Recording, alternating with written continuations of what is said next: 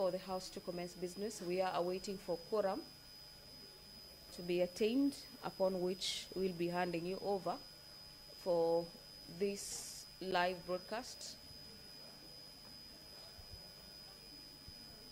The rallying of senators to get to the chamber this morning, or popularly known as whipping, at the corridors of Parliament is underway for members to get into the chamber this morning.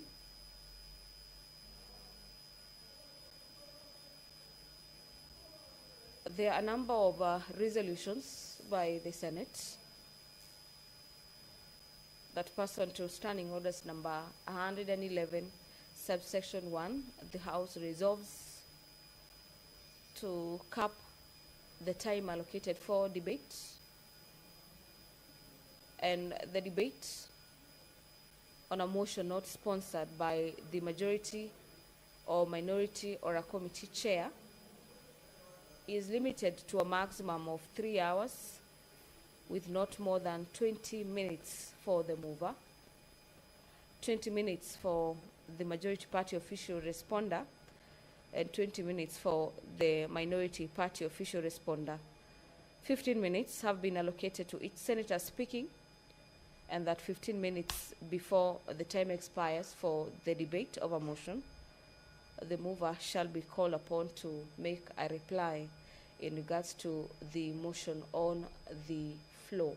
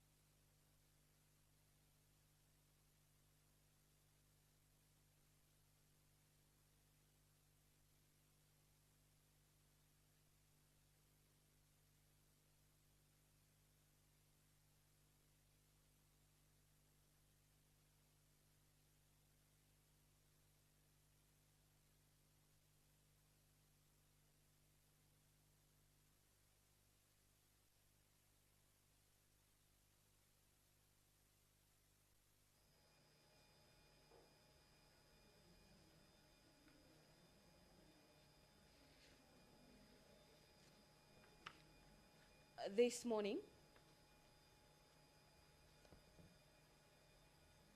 the Senate, away from the consideration of the business that will be directed to the Cabinet Secretary for Lands,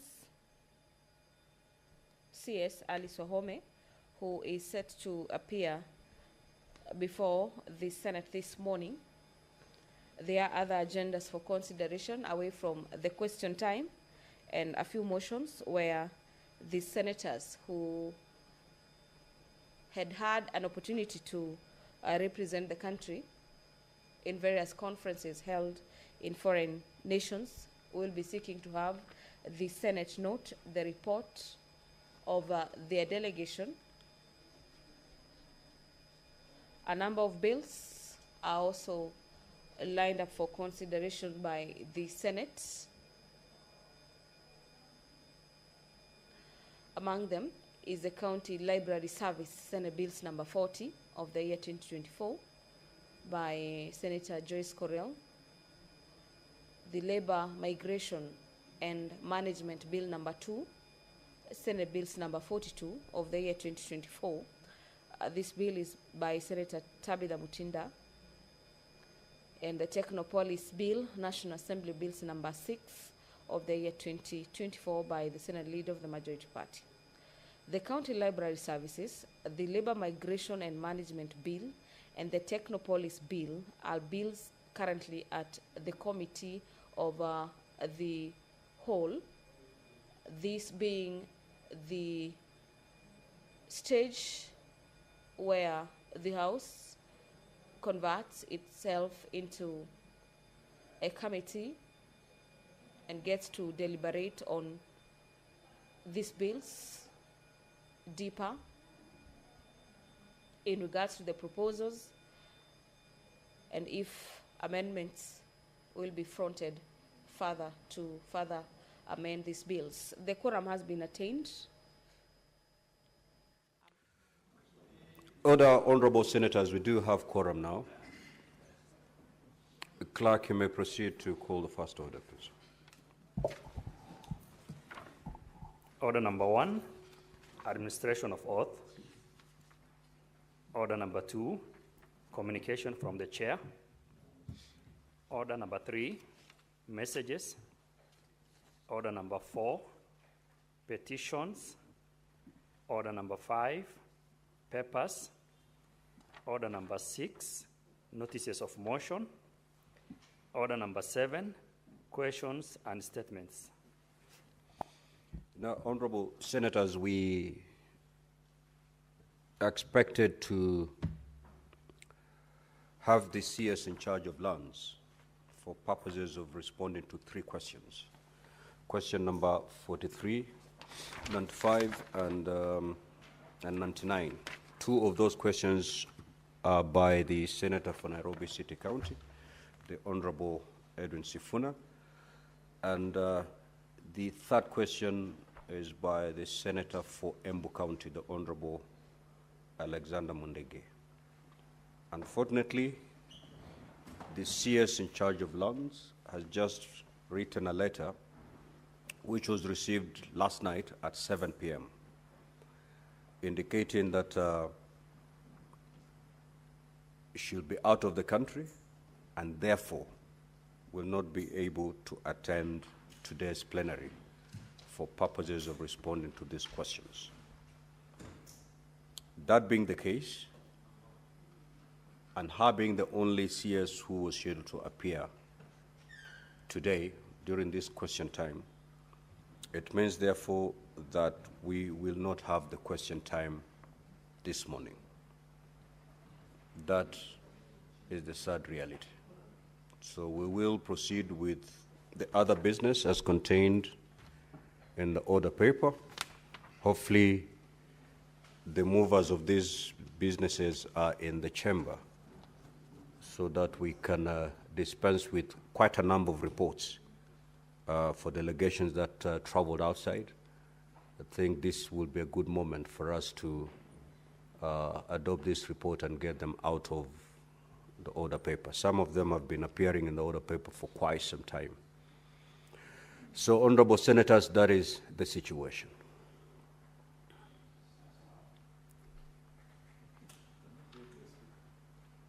Yes, Majority Leader. No, I was reacting to what my whip was saying because I heard him say sawa sawa. And I was saying it cannot be okay. Mr. Speaker, this is an institution. You cannot write to us at 7 p.m. for an appearance of the following day.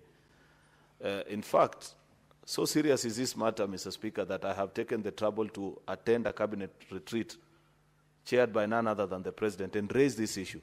That as an institution, how do you expect us to function if barely a few hours to your appearance before Parliament, you're writing to us letters? To do what?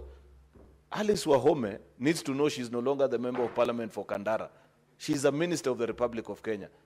I have seen the letter, Mr. Speaker, purporting that she has traveled out of the country. Did she just realize last night that she's traveling out of the country?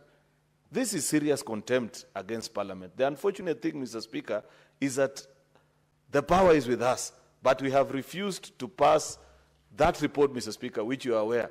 And Mr. Speaker, allow me to put you also on the spot, because you are the chairperson of Powers and Privilege Committee. You know very well that we passed a report in this House that stated that failure to honor parliamentary appearances, including question time, particularly on such a serious matter as this, Mr. Speaker, should attract some form, Mr. Speaker, of fine or something, Mr. Speaker, so that people don't treat this House with that kind of contempt. I know there are many people, because I've seen conversations from the other House saying, oh, what are ministers going to do in the Senate? Does it even include Minister for Lands? A function that is nearly 100% evolved, Mr. Speaker. So, Mr. Speaker, I want to urge, with tremendous respect to you and the members who serve in the Powers and Privilege Committee, we have already passed that report in this House. It is you to adopt and guide the House so that you lead us to do the necessary amendments that we need to do so that people begin to treat this house with the seriousness that it deserves. It is not wrong not to appear, but at least give us the notice in good time. The CS for Agriculture was supposed to appear today. He sent a letter 1 week ago. And when we sat yesterday in SBC, we said, okay, sufficient notice and time has been given. We can plan ourselves accordingly. But at 7 p.m., hardly 12 hours, Mr. Speaker. Therefore, I want to request of you, Mr. Speaker, and the team that you lead at Powers and Privilege, rescue us from this kind of embarrassment that we find ourselves in every other Wednesday morning. I thank you. Senator for Nairobi City County. Yeah, Speaker, let me just join the majority leader in expressing my disappointment.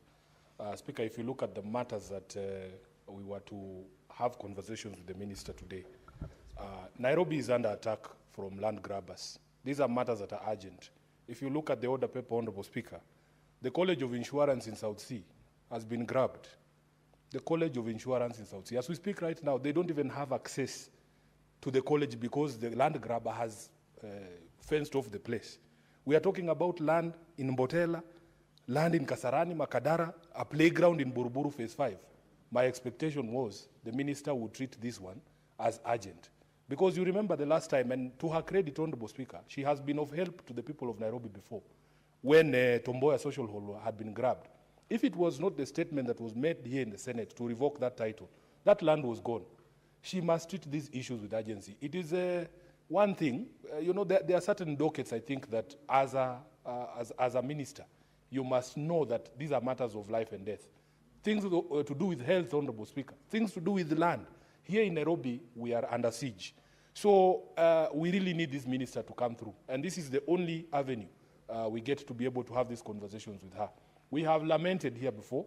We have expressed outrage before that the manner of communication, because all of us in leadership have had opportunity to travel.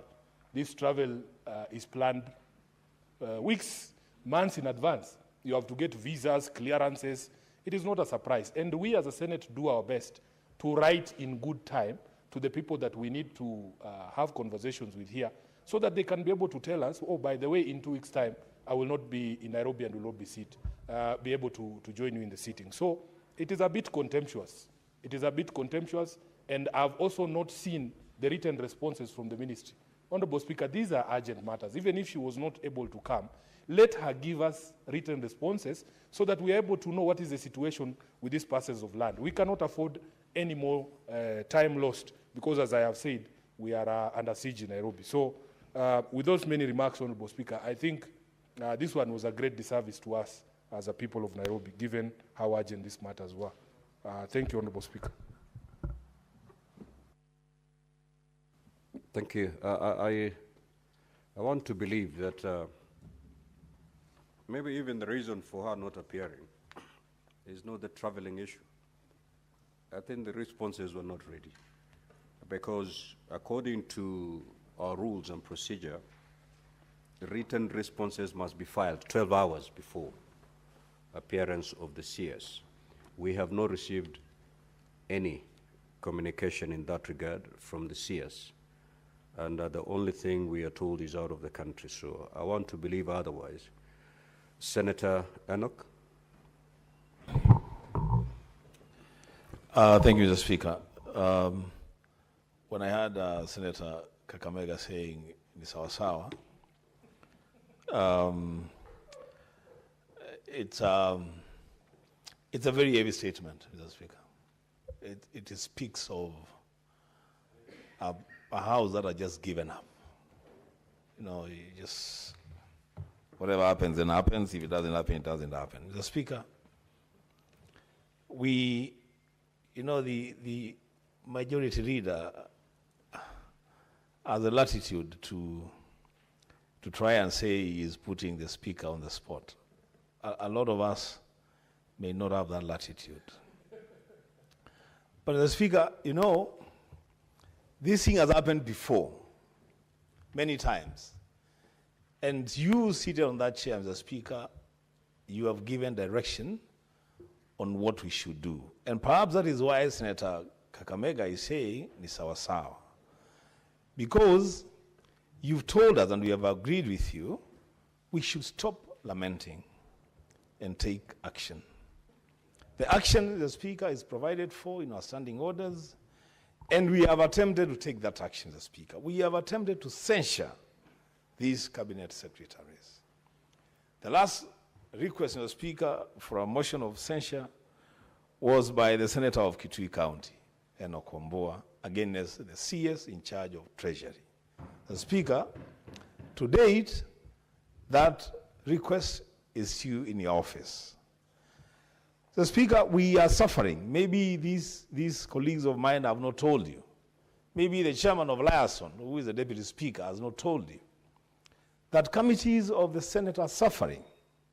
That now even governors will have to choose whether they want to appear or they don't want to appear. Because, Mr. Speaker, a precedent is being set, a very bad precedent. That somebody can wake up in the morning and write to a committee of the Senate or the plenary and excuse themselves from appearance, and it is okay. You know, it is okay. They can just go and do whatever they want to do.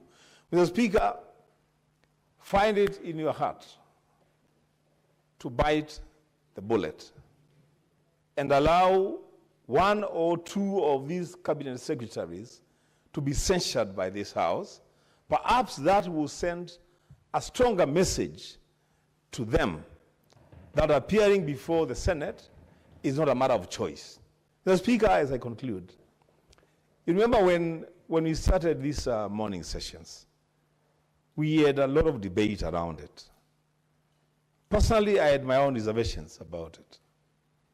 But I discussed with the majority leader, and we agreed, yes, that's okay. Perhaps it's the best way of doing these things to also give this Senate, this House, some visibility and allow cabinet secretaries to appear before us and respond to questions. The Speaker, it cannot be their choice. It cannot be them deciding when to appear and when not to appear. The Speaker, as I conclude, please guide us and lead us into censuring one or two of these cabinet secretaries, and then I think the rest will learn their lessons. I thank you, Mr. Speaker. Senator Mondege. Asante Bwana Spika kwa kunipa nafasi niweze kuchangia mjadala wa wasiri wale ambaye walikuwa nafaa wakuje tuwaulize maswali siku ya leo.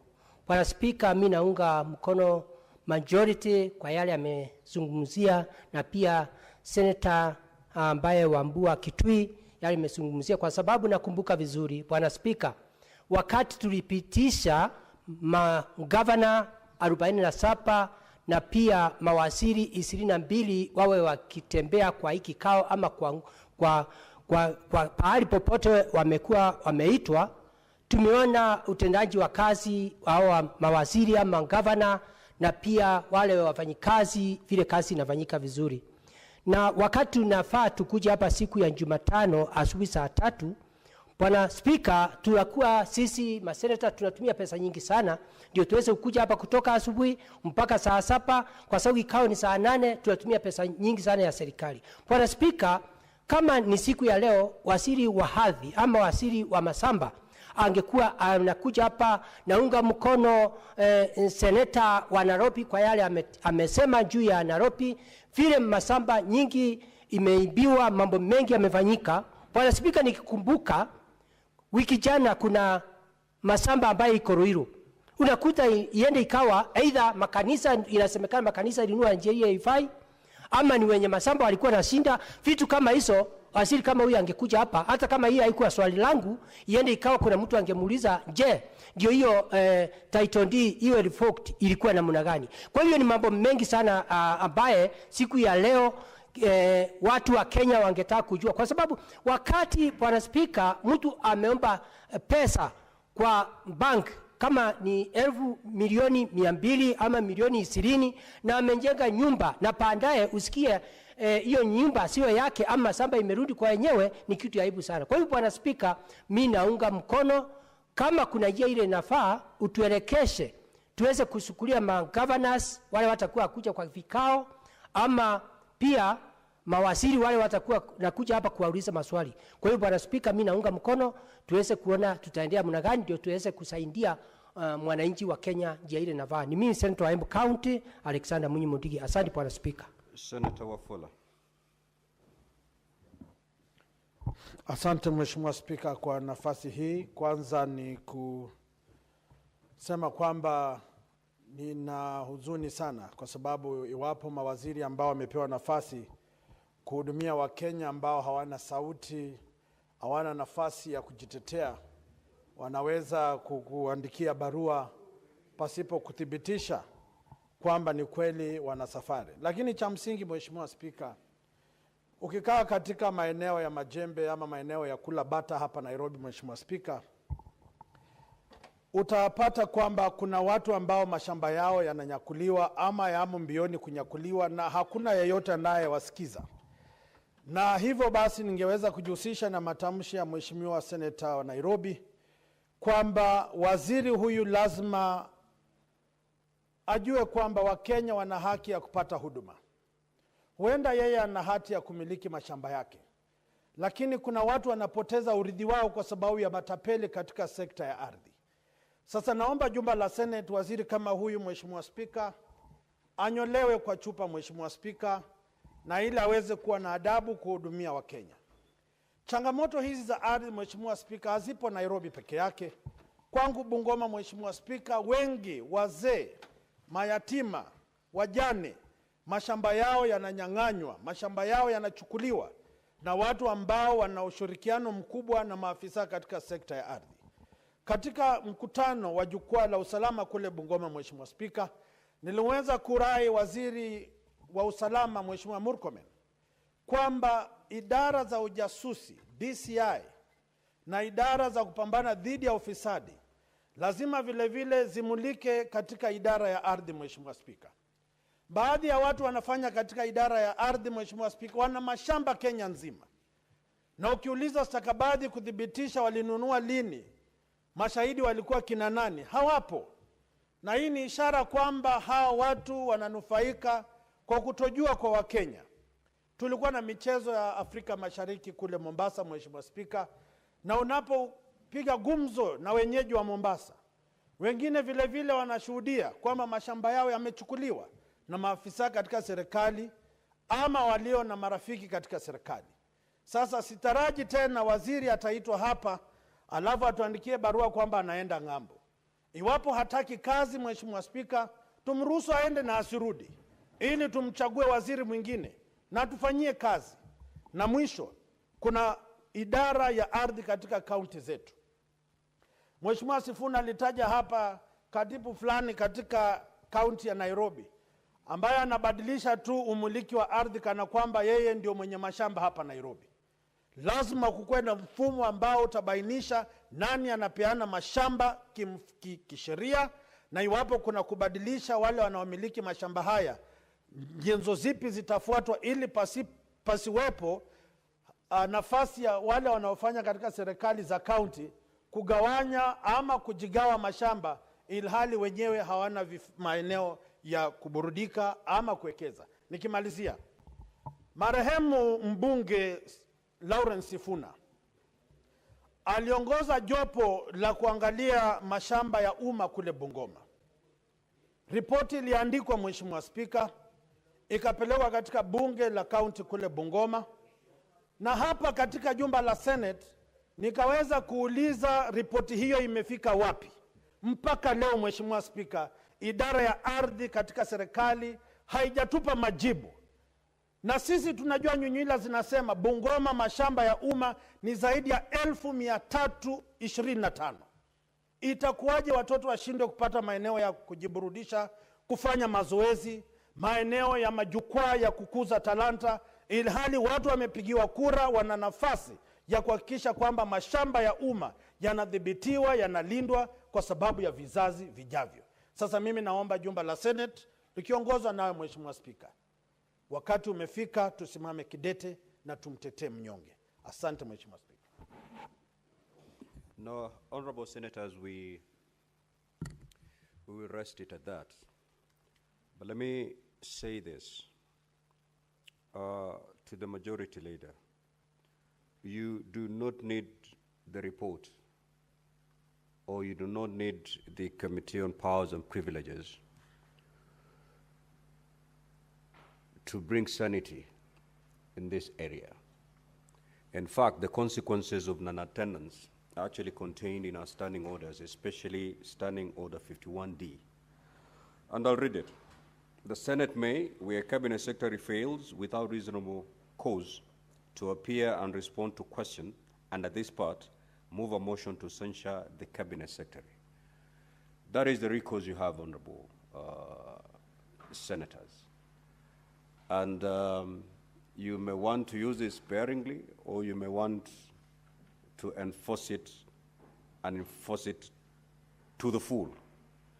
Because I've heard you, I've heard your frustrations, your concerns, and the only way you can bring discipline in this area is to invoke Standing Order 51D. I don't see there's a better way of bringing discipline in this area other than invoking the provisions of Standing Order 51D. So kindly be guided. We will now move to the next order. Clerk.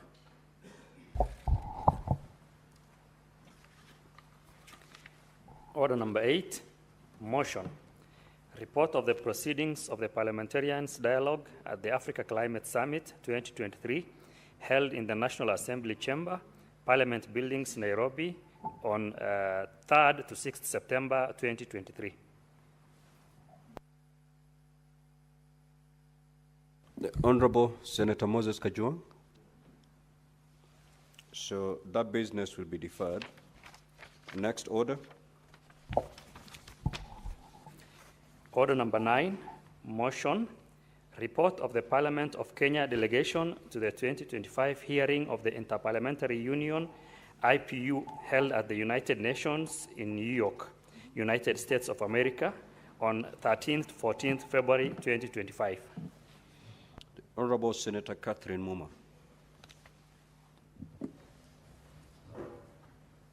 Thank you, Honorable Speaker. Just a moment.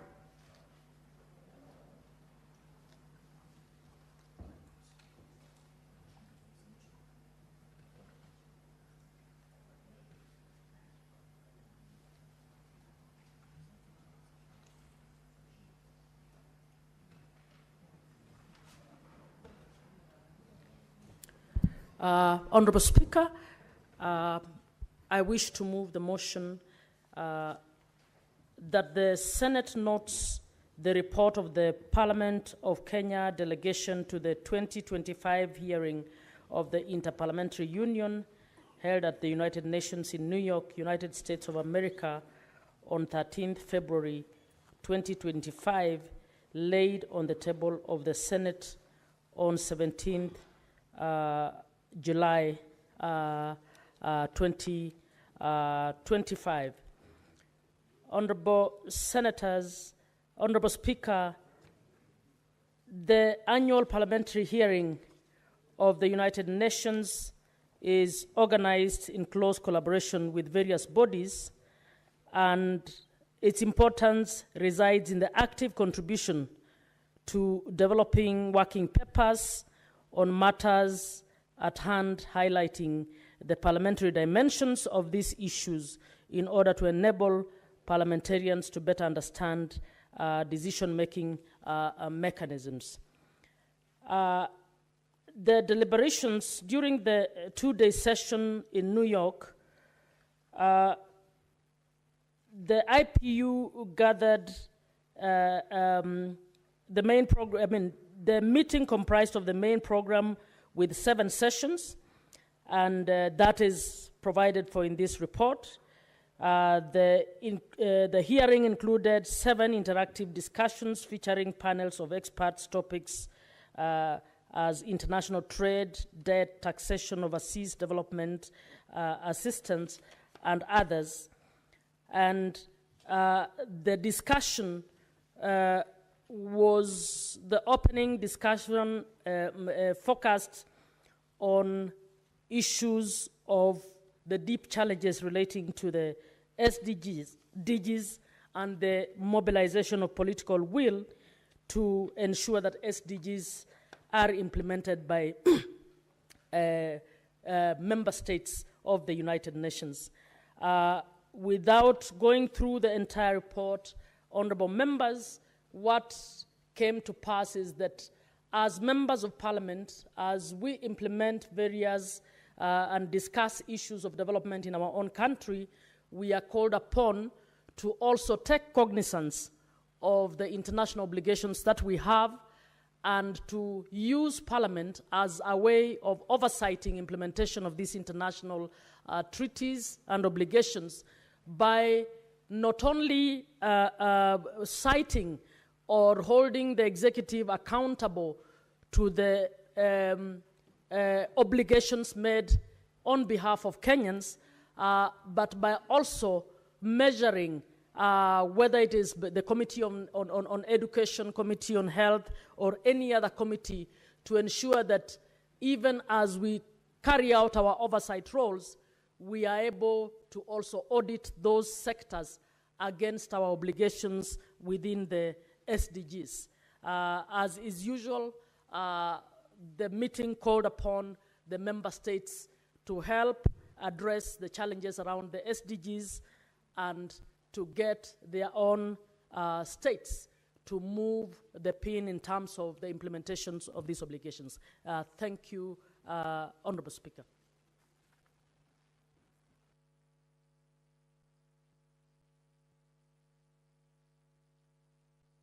Honorable Speaker, I beg to move. I request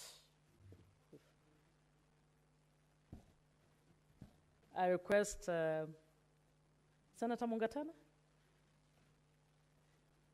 to second for me. Thank you. Thank you, Mr. Speaker, for giving me the opportunity to second this motion. Mr. Speaker, one of the things that remains very commendable on behalf of the Kenya delegation that went there is that this parliament has continually maintained its presence at the international level. And Mr. Speaker, I want to commend the Honorable Senator Catherine Muma, together with the delegation that comprised of members of parliament from the National Assembly and our own senators who attended the deliberations. Mr. Speaker, being in those international fora helps us to understand what perspectives the world is taking on very important global centered decisions that need to be made and how they are being implemented. Mr. Speaker, one of the critical things that was being discussed here is how parliaments are supposed to find financing for the Sustainable Development Goals. And unfortunately, Mr. Speaker, if you look at the report, you will see that only 17% of these goals, the SDGs, were on course towards attainment. Mr. Speaker, the world sits down, Kenya being part of it, we make decisions and we say we are going to fight poverty, we are going to reduce financial burdens on countries, and so many of those goals are set up at the international level. Then, Mr. Speaker, many years later, the very leaders who set up those goals are not able to follow through. And here we are told that the Sustainable Development Goals report of 2024 reveals that only 17% of the SDG targets are on track, which means, Mr. Speaker, maybe sometimes we need to ask ourselves, where are we going as a part of the world nations, as part of the world of nations?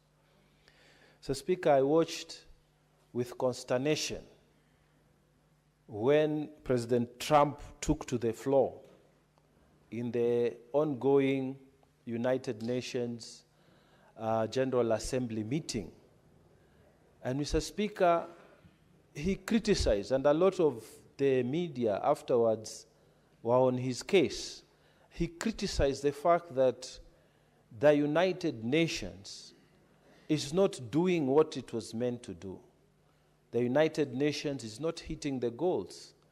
In fact, he went on to say he himself, as a president, he has managed to do more by stopping at least 7 wars for the time that he has been in office, and the United Nations did not help him, did not even help him to tie out the remaining issues around those 7 wars. Whether those claims were true or not, because he didn't list what he was talking about, the fact of the matter is that the US, since the new administration of Trump took over, decided to defund a lot of the United Nations activities that hitherto were funded by the United States.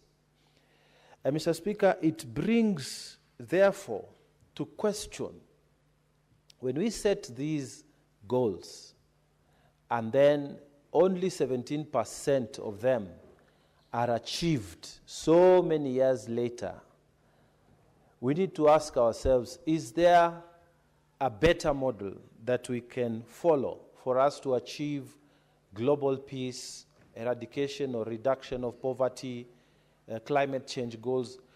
What do we need to do? And Mr. Speaker, in as much as these deliberations at this 2-day session in New York did not give a concrete way forward, what I think needs to be done, Mr. Speaker, is to start thinking regionally. Maybe, Mr. Speaker, Africa can have its own solution. And we who are playing a part at the continental level, we have found it very useful that when you discuss matters with Namibia, with Morocco, with Tunisia, with DRC, with Ghana, and countries that are within the continent, it is easier to understand each other. So when we set those goals, they seem to make more sense than setting goals that are so wide and so global, and then they become impossible to achieve. Mr. Speaker, I want to say, though, that even as we move towards making global decisions, I think they should and ought to be guided by continental standards, so that as Kenya is going to these IPU sessions, as Kenya is going to these sessions to discuss various global things, we need to have had our own sessions first, so that we can present a position as Africa, we can present our position as East Africa, in the sense that, for me, this will help drive more achievable goals that will help the world move forward.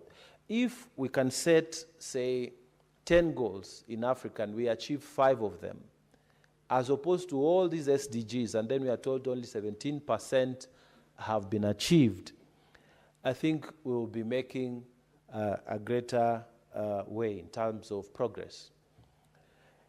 However, Mr. Speaker, my proposal, as I second this report, is to say that it is not over until it is over. We have many, many decades to go before maybe this world runs out of energy or something crazy happens.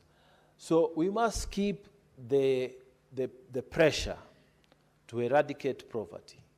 We must keep the pressure to push for peace.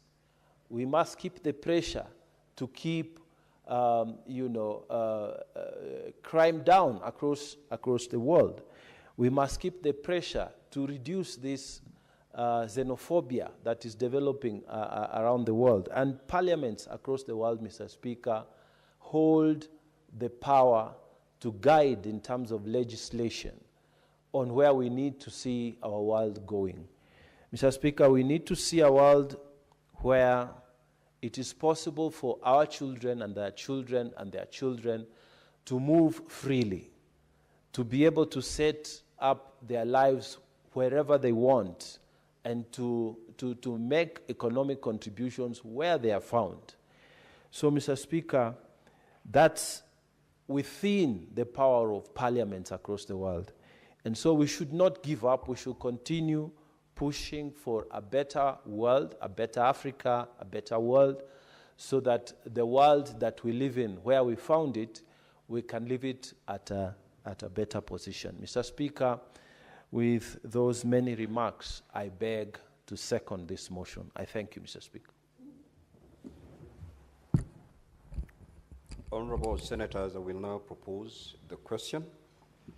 The Senate notes the report of Parliament of Kenya delegation to the 2025 hearing of the Interparliamentary Union, IPU, held at the United Nations, UN in New York, United States, on the 13th to the 14th of February 2025, which was laid on the table of the Senate on Thursday, 17th of July 2025. Now, I do not have any indication on my dashboard of any senator wishing to contribute to this motion. And I will ask the clerk, do we have the requisite number for me to put the question?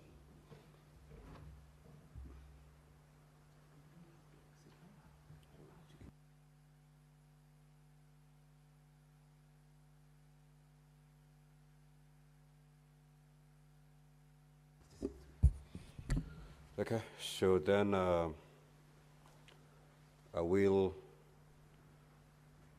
allow the mover of the motion to reply. And thereafter, because we don't have the numbers, the requisite numbers to vote, we'll defer the putting of the question.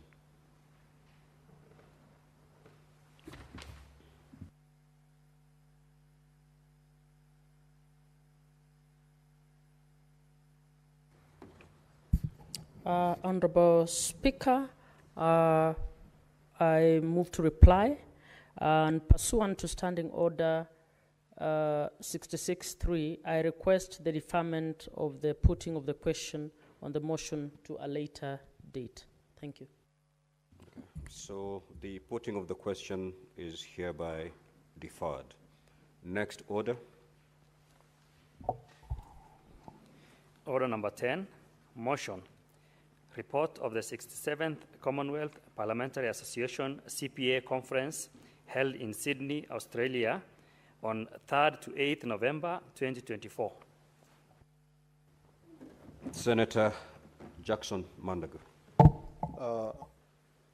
Honorable Speaker,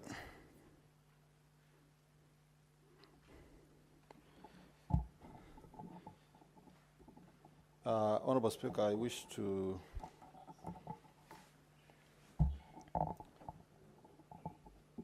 give notice of motion that the Senate notes the report of the 67th Commonwealth Parliamentary Association Conference held in Sydney, Australia. Honorable Senator, you are moving the motion. You already gave notice, I think, yesterday. Thank you, Honorable Speaker. Honorable Speaker, I wish to move the motion that the Senate notes the report of the 67th Commonwealth Parliamentary Association Conference held in Sydney, Australia on the 3rd to 8th of November 2024, laid on the table of the Senate on Tuesday, the 22nd of July 2025. Honorable Speaker, and I request Senator Moma to second.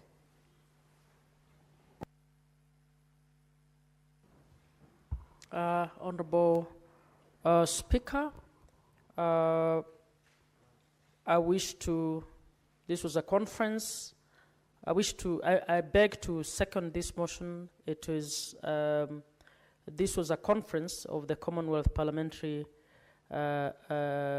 Association, and Honorable Speaker, I have read through the report, is basically, it was a procedural motion that discussed the structure of the Commonwealth Parliamentary Association and made some decisions on how it should be restructured. I beg to second. Thank you. Honorable Senators, I will now propose the question that the Senate knows the report of the 67th Commonwealth Parliamentary Association Conference held in Sydney, Australia on the 3rd to the 8th of November 2024, laid on the table of the Senate on Tuesday, the 22nd of July 2025. There being no indication of an honorable senator wishing to speak on this motion, I will ask the mover to reply.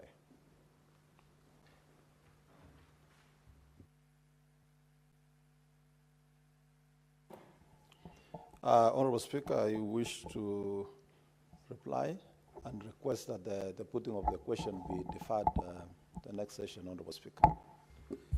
Very well. The putting of the question is hereby deferred. Next order. Order number 11, motion, report of the consultative meeting of the Executive Committee of the Forum of Parliaments of the Member States of the International Conference on the Great Lakes Region, FPICGLR, held in Kinshasa, Democratic Republic of Congo, DRC, from 22nd to 24th January 2025. Senator Ezena Lemalentian.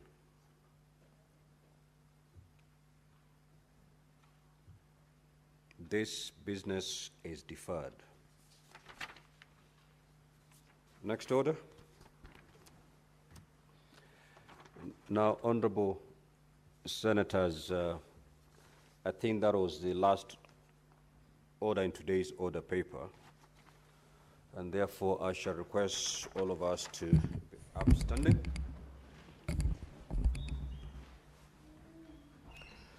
Honorable Senators, there being no other business in the order paper, the Senate stands adjourned until later today, Wednesday, 24th of September 2025 at 2:30 p.m.